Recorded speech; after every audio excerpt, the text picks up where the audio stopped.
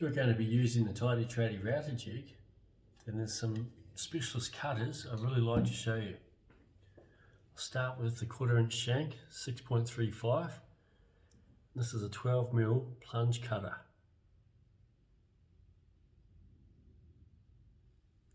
$70mm long, and here's another one with an 8mm shank, 12mm cutter.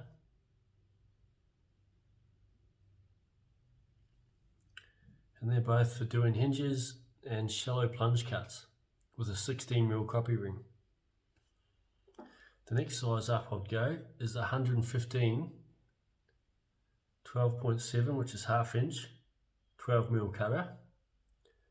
There's a centre point tip as well, used with a 16mm copy ring. For doing concealed hinges, flush pulls, flush bolts, and the shorter backset type of locks.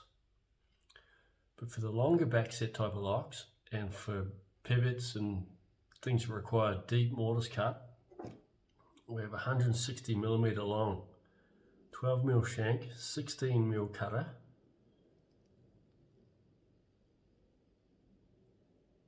and this goes with a 20mm copy ring.